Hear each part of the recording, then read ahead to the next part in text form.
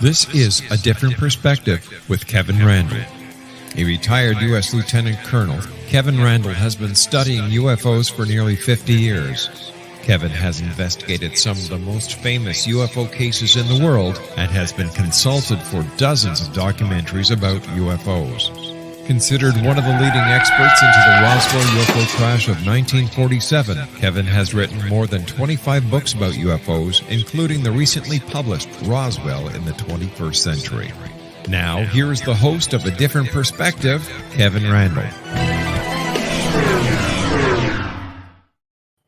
And welcome to this edition of A Different Perspective. I am Kevin Randle. I'll be joined in just a moment by Tom Carey, who announced his retirement from the UFO field when he was in Roswell at the festival this year. And I thought we'd talk to him about that and get a little bit of information about his career in ufology and what he thinks are some of the best cases and some of the investigations he's conducted and that sort of thing.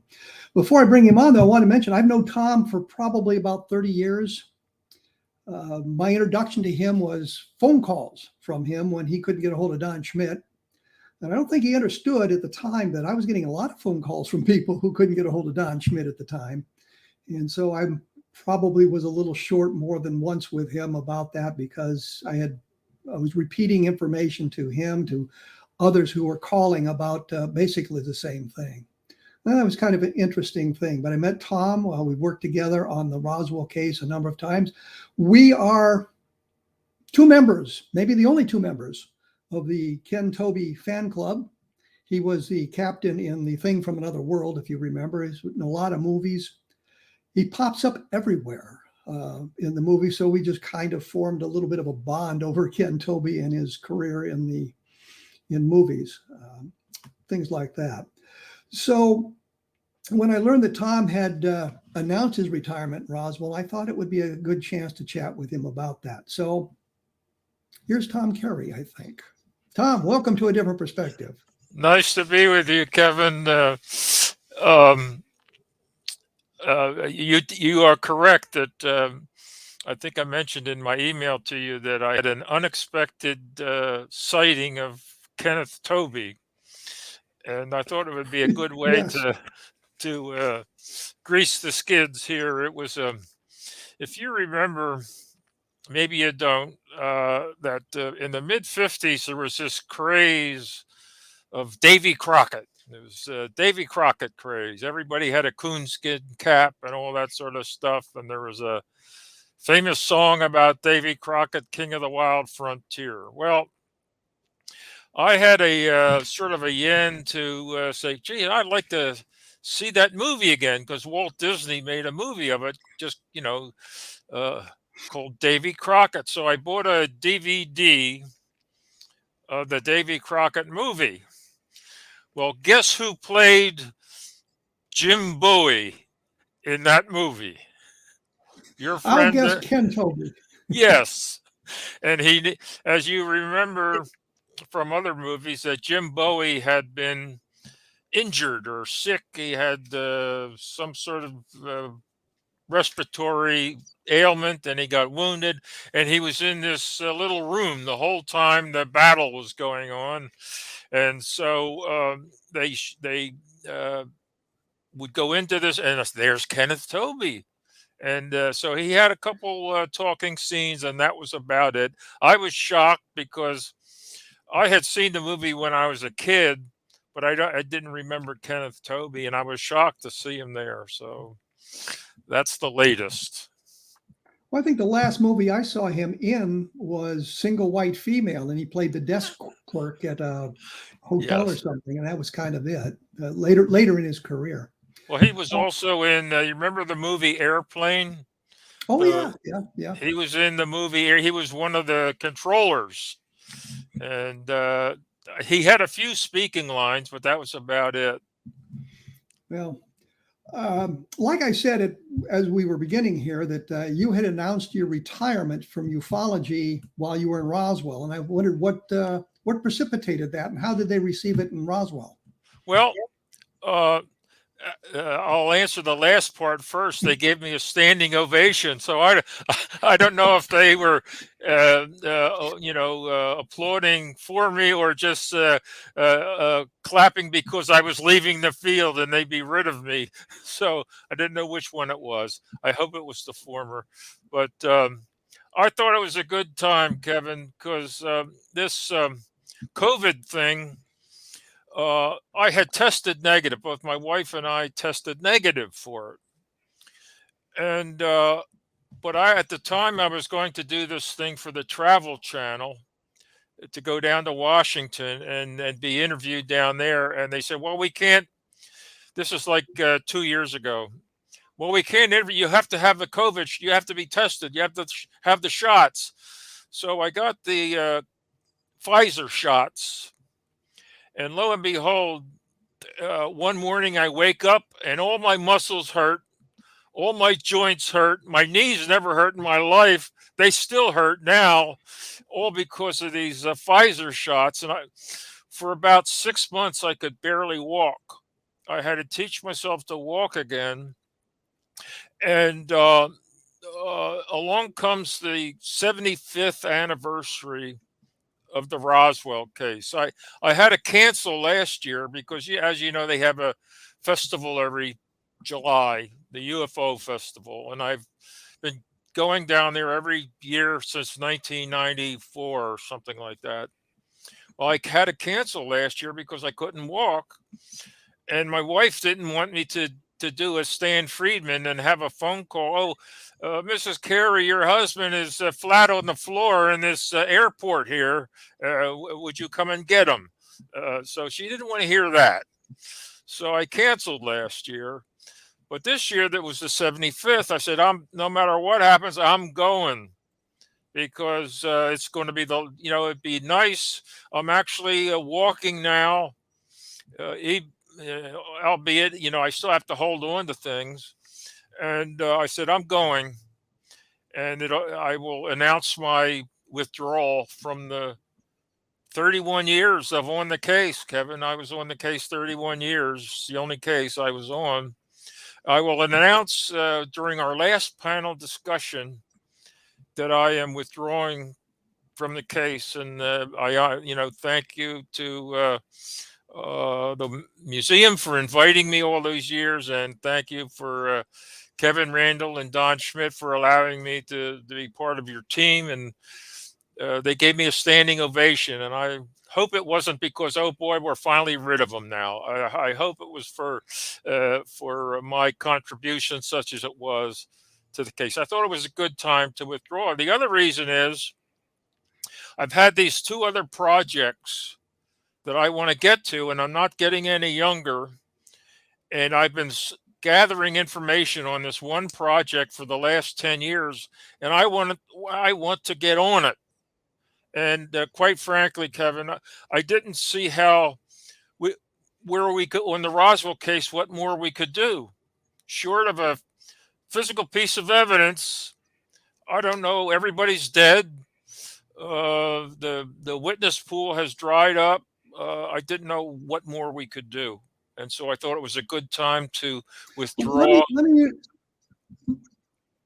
Let me interrupt you here, Tom, because there's an interesting point. I got an email last week from a guy who wanted to know if I knew of Dalton Smith. Name never came up. He said, well, he was in Roswell. He was an intelligence officer in Roswell in 1947. Went to the yearbook index. He's not in there. Went to the telephone directory. He's in there. He was a major. He shared a phone number with Jesse Marcel. They were in the same office. I'd never heard the name. I suspect you've never heard the name. No, the only Smith I heard was Robert Smith, the first ATU fellow who was, loading up the wooden caskets or the wooden, the wooden box. Yeah. Well, I was surprised. I mean, here's a guy we've never heard of. He clearly was in Roswell in July of 1947, and he shared the office with Jesse Marcel. He shared the same phone number. James Brees, who I know you know his name, he had a different phone number. He was in a different office, and we always thought of him as being sort of Marcel's assistant or working with Marcel, but he was combat intelligence as opposed to the general intelligence. Was this recent? I got the email. I got the email from the guy last week, and I thought, Well, wow, the guy's dead. He died in 2013, so there's not much more to do with it.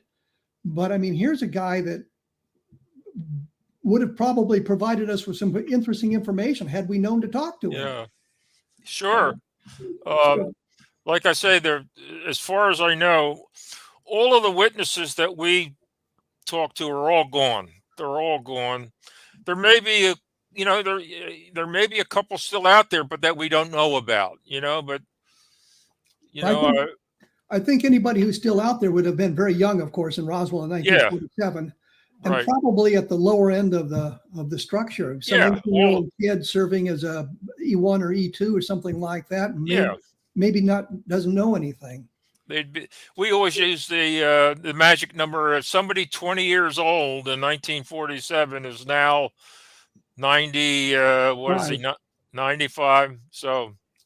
And if they're still alive, they may not be coherent, So that I said, well, back in those days, I'm talking about now the early 90s through the 90s. I remember every night I'd be on the phone calling this number, that number, and this is before the internet. See, if we had the internet way back in 1990, that'd have been a big help to us. Well, let me interrupt you here because I'm going to have to take a break. We're coming up against a hard break. I put some information up about Dalton Schmitt on my blog at www.kevinrandle.blogspot.com. And I had another thought about that. I'll cover this really quickly. The diary of Jesse Marcel. I think that Dalton Schmitt may be the one who actually wrote it. That's something we need to explore later. I will be back with Tom Carey right after this, and we'll talk about his experiments, and we'll talk about what he's investigated in other arenas of the UFO field. So please stick around.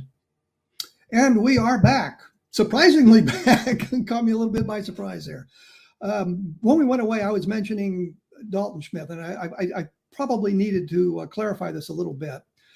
There was a big deal a couple of years ago about Jesse Marcel's diary. And when they looked at the handwriting in this document, they found this little memorandum book. And I saw literally thousands of them when I was in the military.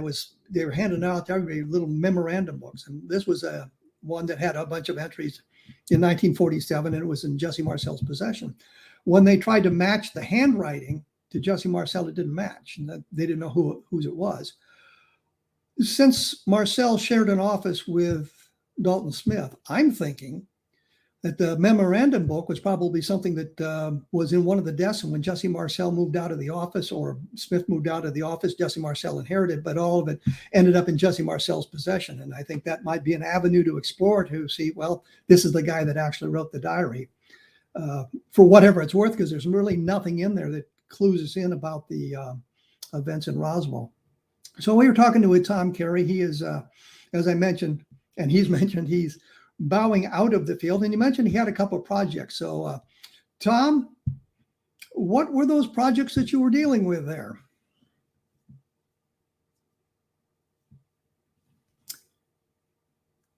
And since we have nothing,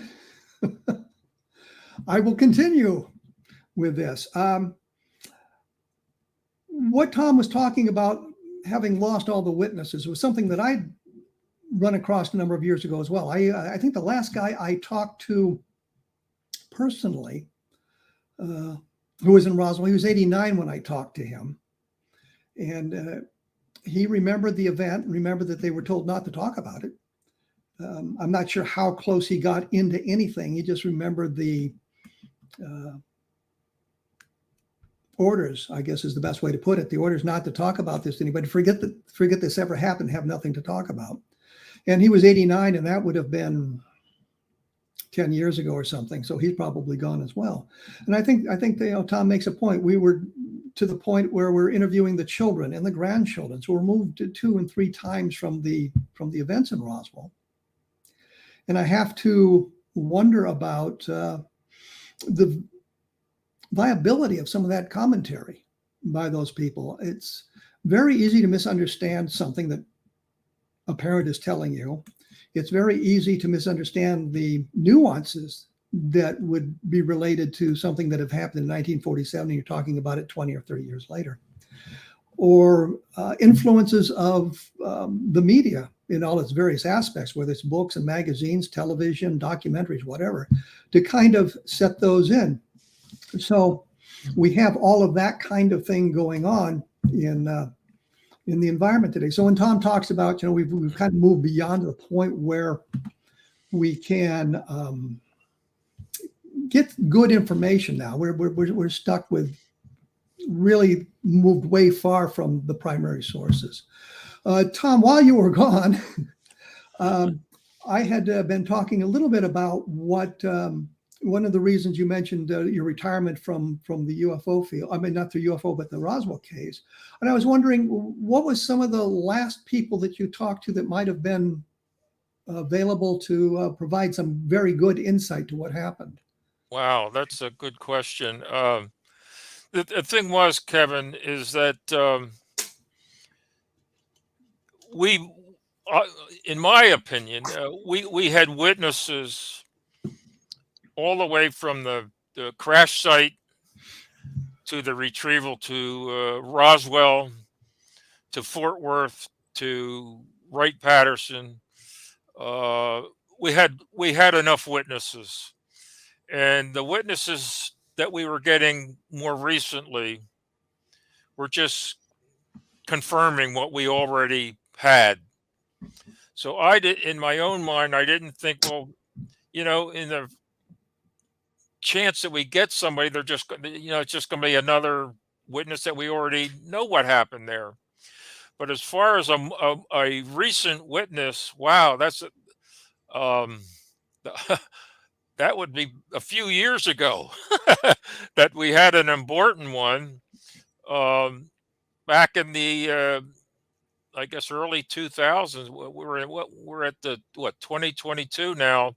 I can't remember who the last one was that was of any substance. Certainly, I think of Earl Fulford, who was part of the cleanup crew. I just happened calling numbers and got a hold of him. And I'm trying to think of it when I actually stopped making, because I would get the yearbook, the base yearbook, and I'd start, say, with the first air transport unit that was heavily involved, and I just start calling the names, and this is when they were still alive. And at some point, I was not getting anybody that was a first-hand witness that was still alive.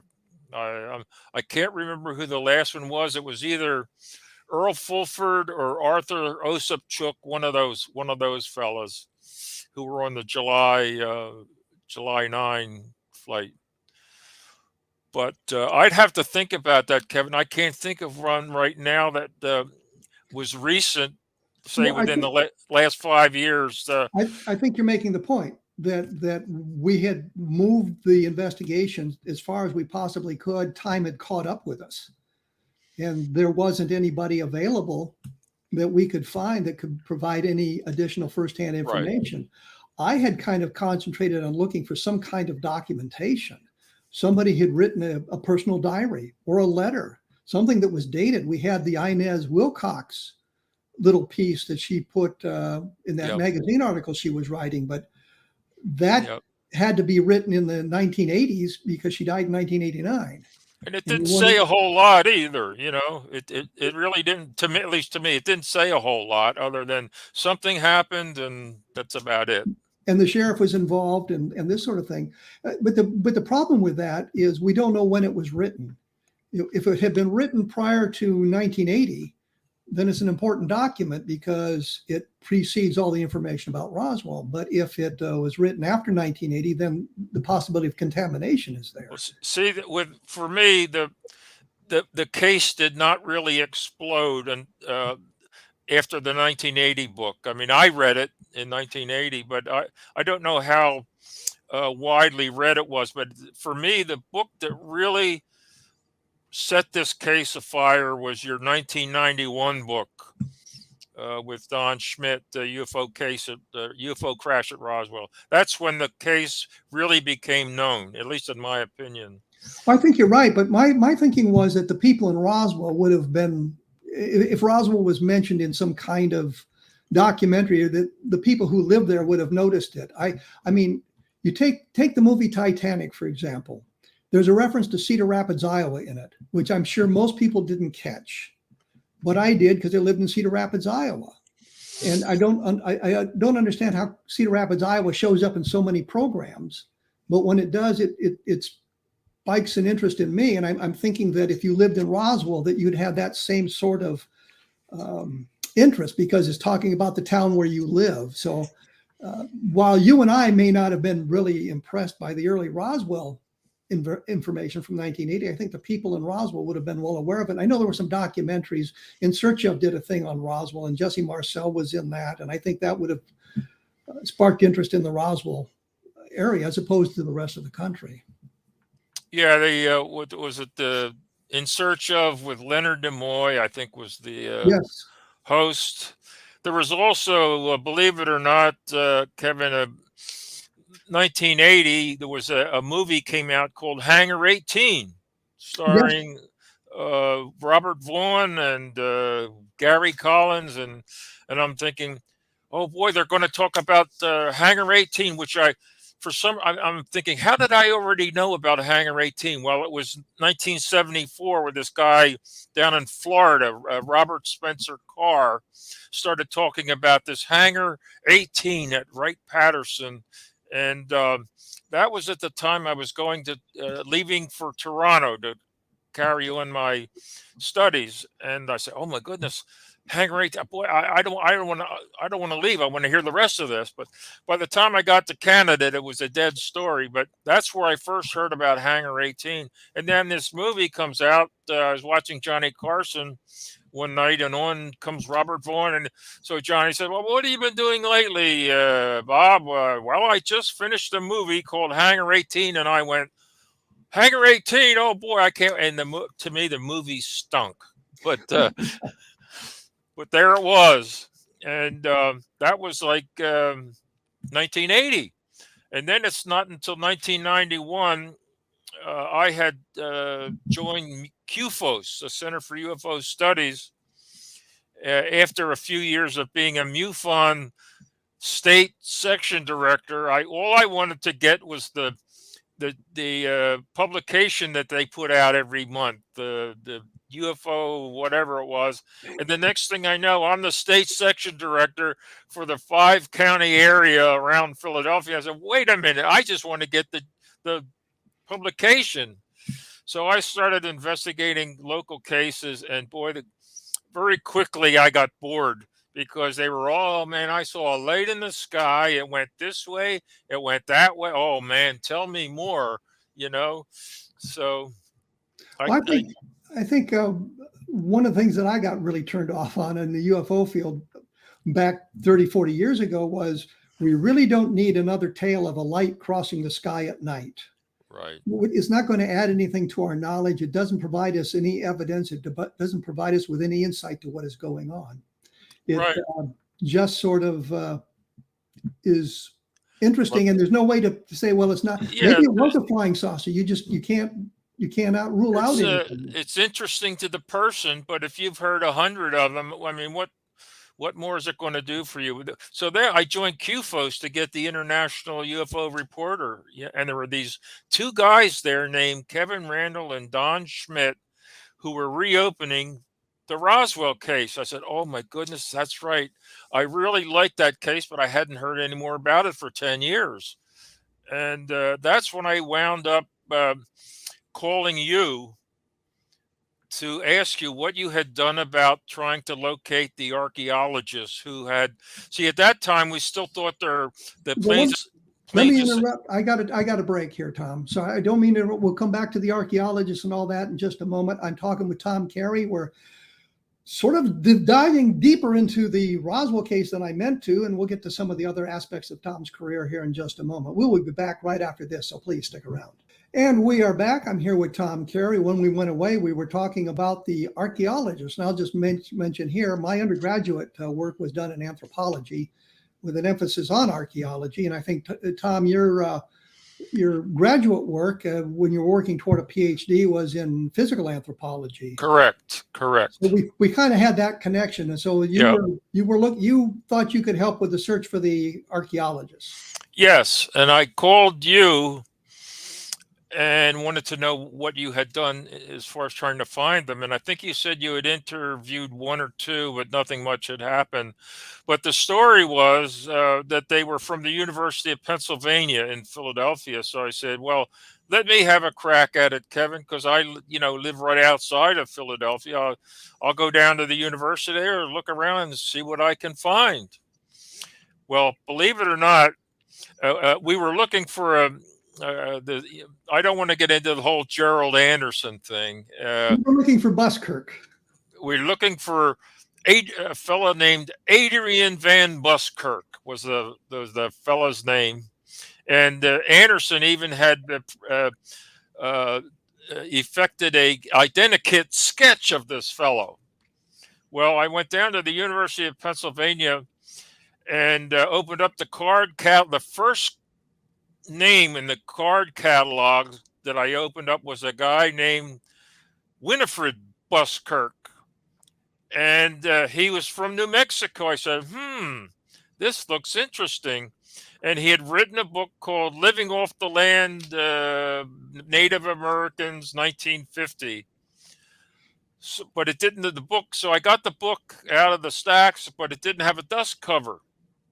So I sent away to the University of Kansas, please send me the dust cover for this book.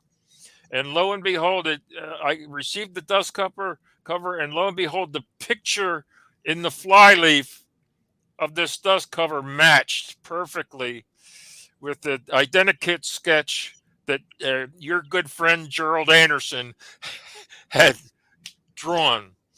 And that got us going on. We spent, I think, almost 2 years on that fellow. A long time anyway. And that's how I got involved in the case. I also, believe it or not, Kevin, I called William Moore. I said, Mr. Moore, you mentioned these archaeologists from the University of Pennsylvania. Do you remember their names? He said, wait a minute. So I hear him walk over to a cabinet. I hear the drawer opening up, and out comes, he says, okay, here they are. And he gave me two names. One was, I can't forget his name. The other one was John Cotter, Cotter, John Cotter. Well, the first fellow, his last name was Bales, Baales. I went down to the university. I interviewed him. Oh, I don't know anything. Well, how did William Moore get your name? Well, I don't know. I don't know anything. Do you know your own name? Well, I'll have to think about it. Well, then I interviewed John Cotter, had lunch with him, went back to his office, and he knew everything about the case. I'm thinking, oh my God, this is it. This is it. Pay dirt. And he says, you know what it was that crashed? And I'm going, oh my God, here it comes. He's going to tell me it was a V-2 rocket carrying a chimpanzee. And oh God, I can't believe this. I can't. Oh, so I closed to make a long story short, I talked to a fellow graduate student at the University of Pennsylvania a year or two later, and she confirmed for me that it was John Cotter, because he had told a class that she was in that back in the 1940s, he was involved in a case in New Mexico that involved the crash of a flying saucer, and it was the Roswell case. So he knew everything, but he didn't give I was there, Tom. He gave me the old V-2 rocket thing. So by this time he had died. And so I got a copy of the obituary, and it turns out he had a daughter living in suburban Philadelphia. So I called her up, and clearly I surprised her. So you sort of talk about, oh yeah, I know your father was involved in the Portales Clovis site near Portales. Oh yes, yes, yes, yes. Now about Roswell, she, the mood changed, and she's trying to figure out a way to end this call. She says, oh, I'm going on vacation right now. I'll be back in 2 months. I'll give you a call in 2 months. Click. Well, 2 months went by, no call. So I called her up, and the only words out of her mouth were, take me off of your list of people to call. Click. So I surprised her with the ambush interview. I didn't mean it to be an ambush. I was just trying to get information. But when they're caught flat-footed, they try to find a way out. And her way was, I'm going on vacation. We had another witness who was Blanchard's secretary, right? And so I called her up, and she said, oh, my goodness, I don't know who you are, but the next time you're in Roswell, give me a call. I'll talk to you in person. Well, the next time I was in Roswell, I called her from the airport. I said, I'm at the airport now. What's your address? Remember you said that when I get to Roswell? She says, yes, call my lawyer. And that's the way it went. That's the way it went. But that's how I got involved in Roswell. Was I was trying to find the archaeologists, and I found John Cotter. And then, as you know, you interviewed oh my goodness, Schultz. C. Bertrand Schultz. Well, yes, I talked to him, which I think he just wouldn't shut up. You could say, hi, my name is, and that would be as far as you got. You interviewed the fellow from Lubbock, Texas, Texas Curry Holden. Curry Holden, yes. And he, from what I remember of your interview, he's very frail, and everything you said, he said, I was there and I saw everything. Well, he was 96 years old at the time, so he was very frail, and his goal in life was to live to be a 100, and he didn't make it. And I think he died about 3 or 4 months after I was there. I was just like you, trying to create an inroad, and so I visited at his house in Lubbock. And what I remember most about it, it snowed the night before, so there was snow on the ground. Yeah. Went in and talked to him, and I tried to be very careful in the conversations, not to lead him in things and kind of suggest the answer. So I tried to be cognizant of that problem, and that I'm dealing with someone who's 96 years old. But yeah, he said that he'd seen it all, and I was going to come back and visit with him again. I kind of ambushed them, then kind of forced my way into the house. I feel kind of bad about that, doing that, but they were very cordial people. I think Mark Rodiger eventually talked to his daughter, Holden's daughter, who said, well, my dad got confused easily, and he wasn't there, and he had nothing to do with it. We've spent time, I think you did too, in the library at Texas Tech where his papers were. Right. Going through his diaries and things, looking for anything to suggest where he was on that critical weekend in 1947. And I learned that he'd written a check for one of the service clubs. And I don't remember if it was Lions, the Elks, or who it was. Yeah. And then there was nothing for the weekend. And then there was something else that came up 2 or 3 days later. So he had an opportunity. He could have taken the class to New Mexico over the weekend and seen something at that time. But there was no way to put him in New Mexico, and I couldn't find anything. I think you looked through the diaries and stuff as well, didn't you? I did. I did know that he was teaching a class that summer. Yes. And that in 1950, Roswell became his base. He was looking for a site to work. That's what they were doing. They were looking for a site to work, and ultimately, he found the site, and Roswell became his base of operations a year or two later. So it all tracked. For me, that was enough that he was looking for a site to work. And it was Schultz. It was Schultz who put him in Roswell in 1947, and talked about it. And I found a paper or something Schultz and Holden attended a conference, I think, in 1948 or 1949, so we could put them together so they would have had a chance to discuss this. And Schultz talked about, as he was driving north out of Roswell, he saw the cordon. Yes. I think we've kind of beat Roswell to death here. But one of the questions I always avoid when I'm talking to somebody, because it's such a inane question, is how did you get involved in UFOs? What sparked your interest in the UFOs? Because I think as retiring it's something interesting to see how you got involved in this thing that lasted so many years. Yes. My older brother, when I was like 7 years old, my older brother's 3 years older than I am. He's now a professor emeritus at the University of Virginia, organic chemistry, Harvard, and all that sort of stuff. He says he's reading he read things like newspapers, which I didn't. He said, "Hey, Tom, listen to this," and he described for me what ultimately was the Aztec story. It made the newspapers. This is like 1948, 49, something like that. I said, "Oh, you mean Mexico?" He says, "No, New Mexico, Aztec." And so it was the Aztec case, and it caught my fancy of talking about these little creatures and this thing called a flying saucer. What is a flying saucer? And so it was actually when I was in a preteen, and then in my teens, I read books by Donald Kehoe, who I really liked. And so it was a interest. I don't know why it struck my fancy. I think it was the thought of people on another planet. And they've got these things that our fighter jets couldn't catch up to.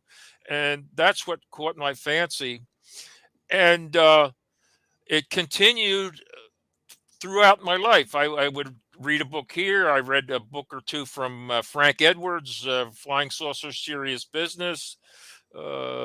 Things like that. By the way, mentioned Roswell. Yes, he does. He gets almost everything wrong other than the name is Roswell. Yes. He mentions Roswell, but he doesn't go in. He just mentions the newspaper article that there could have been a crash or something like that. But the thing that really caught my fancy, though, because I was sort of just an observer. When I read the Roswell incident book, it really caught my fancy, because we're not talking about a light in the sky. We're talking about a nuts and bolts craft with bodies. There was a cover-up. There were threats. It had everything, Kevin. It had everything a good mystery had. And that became my focus in 1980. But nothing more was said about it until I read when I got the CUFOS International UFO Reporter, and said, "There are these two fellas that are reopening Roswell," and I couldn't wait for your articles to come out in there. And then when your book came out, I said, "Oh my goodness, this is the case. This is the only case." And at some point, I said that I got the gumption to call you, because I wanted to do something because MUFON, all it was lights in the sky, and that was it. But this was a nuts and bolts, allegedly, crash, and that meant the difference for me. And if you remember, when I joined your team in 1991, we were still considering the plains of St. Augustine as a possible crash site. If I recall it correctly, we were still considering the plains of St. Augustine, and at some point we said, "Okay, that's out. That's out." Well, let me interrupt here, Tom, because I'm going to have to take a break once again. What's your latest book on the Roswell case? What's your latest book? The latest book is our final book on Roswell. It's called Witness to Roswell. It's the third edition of our first book, with all of the new stuff that has transpired in the last. Our first book came out in 2007. This is the third edition of it. No, third. And it's got our conclusions. Okay, well, we'll be back. We'll have to come back to that in just a moment here. I will be back with Tom Carey talking about hopefully something other than Roswell. So please stick around. And we are back with Tom Carey. When we went away, I interrupted him giving a long commercial for his latest book. I thought my book, Roswell in the 21st Century, was going to be my last book on Roswell. Then a publisher asked me to do an update for the 75th anniversary. So I did Understanding Roswell, which I took a little bit different tack than you did. I wanted to look in depth at some of the ancillary issues, like who were the main people involved, and what happened to them. Payne Jennings, I think, was killed during the Korean War, while testing some kind of bomb that detonated prematurely. And what happened, Kevin, is there was a story that Payne Jennings, because they had to keep up flying status, so they would take their flights when they could, and he was flying a B-29 from Roswell to wherever General Ramey wanted to go. He was flying General Ramey somewhere, and Payne Jennings, whose nickname was Peter Payne, because he was not liked. He was a very all-military type fellow, but anyway, he was noted for hard landings. Like when he landed with General Ramey, Ramey said, "You just shortened the life of this aircraft by 10 years with that landing." Well, sir, I'm sorry, but I'm sorry. But apparently what happened is they had a bomb stuck. This is later on, during Korea. There was a bomb that was stuck, and he did one of his patented hard landings, and it exploded. Well, the story I got was it was a experimental bomb, some kind of big bomb that did get stuck and detonated prematurely and took out the whole airplane. So no matter what happened, that's what happened to him. And he was. I interviewed his son, who had his diary, and there was nothing at all in Payne Jennings' diary about Roswell. Nothing. And I said, well, that he's looking out for. He's Mr. Military, looking out to cover up. Because you would at least think there was something. There would be something in there, like guess what's going on today, but there was nothing. So. Well, once again, trying to move away from Roswell. Have you talked about investigating other cases like Lights in the Sky? Was there any case that you investigated that really kind of fascinated you other than Roswell? You mean UFO? Not UFO. Roswell was the only UFO case I investigated for 31 years. So you're getting into MUFON, and your association was all because I had one local case was good.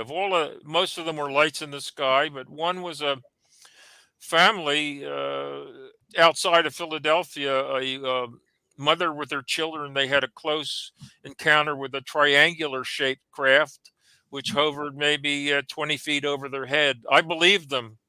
They were all shook up, but the case didn't go anywhere. I mean, there's nothing I could do with it other than I believed their story that they had encountered a triangular shaped craft maybe 20, 25 feet right over their head that took off real fast.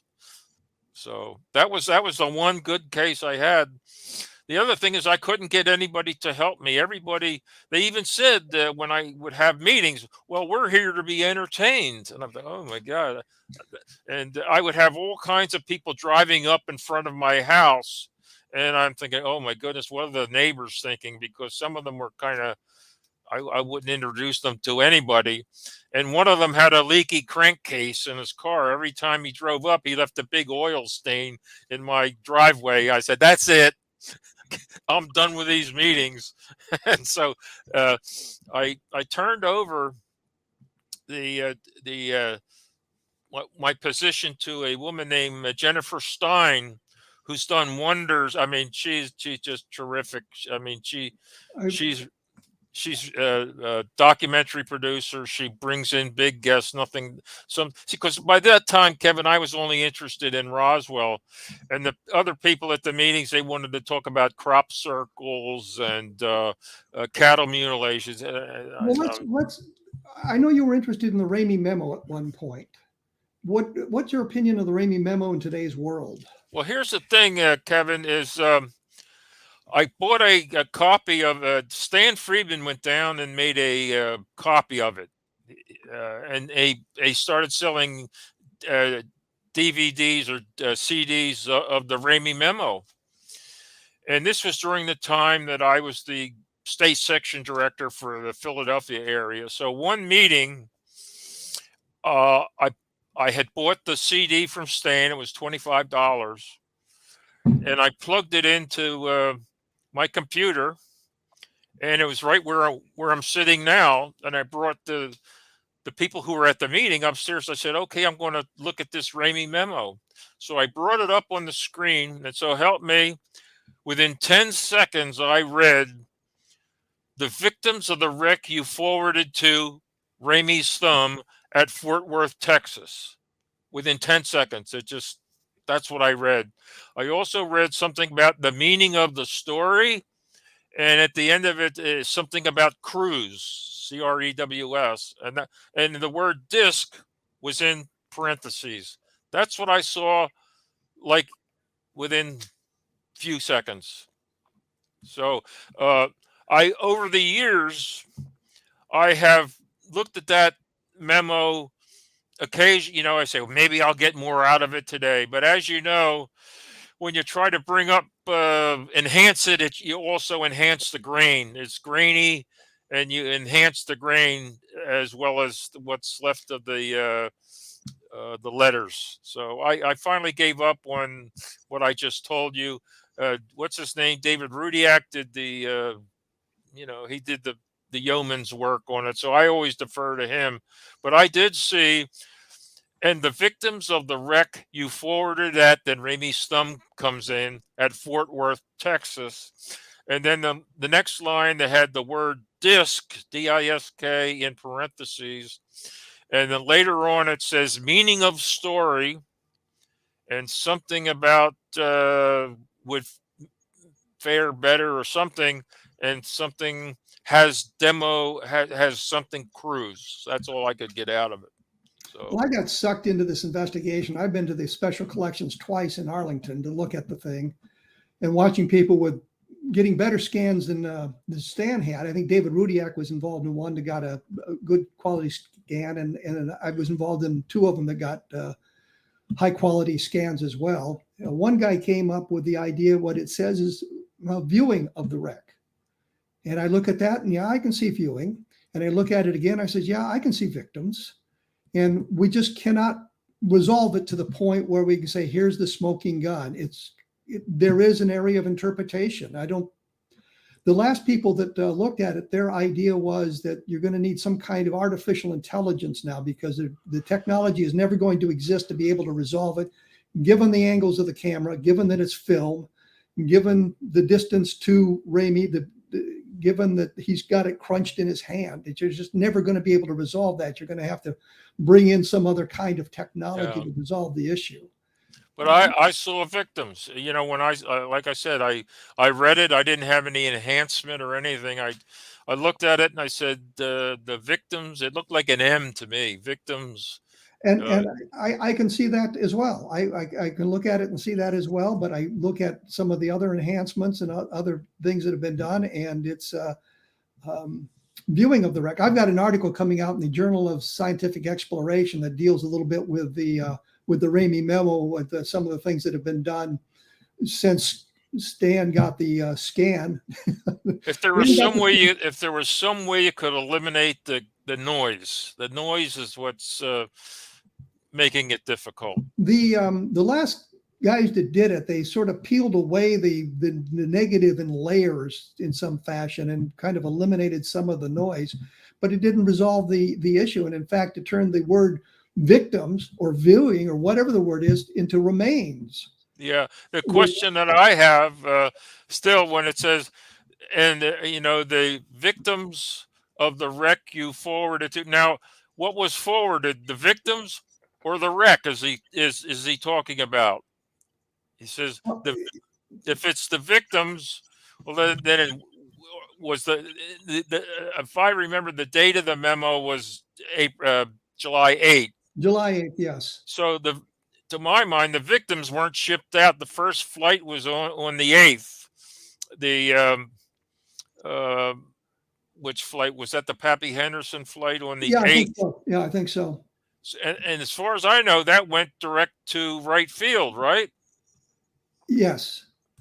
Well, So the thing is, Tom, the critical word is victims. If it is victims, then that changes the whole meaning of the thing.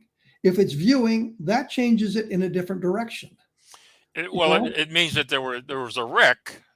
But the balloon could have been the wreck, is the point. Once you get beyond victims, if it's not victims, then there's really nothing in that takes us into the extraterrestrial. If you've got victims of the wreck, then we move toward the extraterrestrial, and we just cannot resolve it to the point where it's helpful, which I think is a sad thing. See, but to me, the word wreck is more than a balloon. See, that's just my own take on it. Yeah, I understand. It's the point simply is we cannot resolve it. There's no way to resolve the question to the satisfaction of 90% of the people. Because even if we brought it up and it said victims of the wreck, fairly clearly, there'd be always that 10% of people that say, well, it really doesn't say that, and you guys are making it up. And I mean, how many people claim we never went to the moon? So there you go. Well, this is going nowhere. So yes, where it always winds up. Yeah. But I mean, we could talk about this the rest of the day, but you and I could, and I think we could have an interesting conversation for you and me, but the rest of the people may not be thrilled with what we're talking about. Right now, they're changing the channel, so. But that was to me. It's the smoking gun it's still the smoking gun of Roswell, is the Ramey memo. It's important just because what I saw, and when I first looked at it, I'm thinking, well, that this memo could say anything. It could mean that Fort Worth is out of toilet paper. I don't know, but that's what I read without knowing where this memo was going to go. And I think we're boring the viewers. We're getting right up against the clock again here, Tom. You're retiring from ufology. You said that you were not actively looking for anything, but if something came your way, you'd certainly explore it. I would be if something plopped on my desk, Kevin, with having to do with Roswell now, because that's the case I'm tied to. I would be remiss if I didn't follow up on it. But I'm not out there like we used to. We would go out there in the desert. You know what it's like out there, and I'm through going gumshoeing it. Knocking on doors and things like that, like we used to do. So that part is done. But if something comes on my desk, yes, I'll take a look at it and see what I can do about it. But, well, I had a bunch of other questions for you, Tom, but we seem to have skated around them. So we'll let it go at that. Hey, Tom, thank you for taking a chance to chat with me today about your retirement, your semi-retirement, and more about the Roswell case than I'm sure the audience is thrilled about. So thank you very much. You agree that there's really no place to go. It's something, well, like Dalton Smith. Well, that's a nice lead, but it would have been great 15 years ago. Yeah. So there's really nothing more we can do. There's nowhere else to go. So but I am looking forward to my these cases that I've been the two projects that have been on hold for at least 10 years now. Do they have anything to do with UFOs? No. Oh, well, then we don't care. One has to do with World War II, and the other has to do with a cryptid. Oh, well, that's interesting. Well, we'll have you back sometime when you can talk about those then. Yes. Thank you very much, Tom. That's been my pleasure, Kevin. You have a good day. Well, that was Tom Carey. We were talking about his retirement. Unfortunately, we didn't get to some of the things I wanted to talk about, but these things happen. Next time, I'm going to be talking to John Shirley, who is something of a skeptic, and we've got a long agenda to talk about what's going on in the world of ufology today, which is problematic. And as I say, I think it's really where we are today is where we were in 1947. We're doing the same things we did then.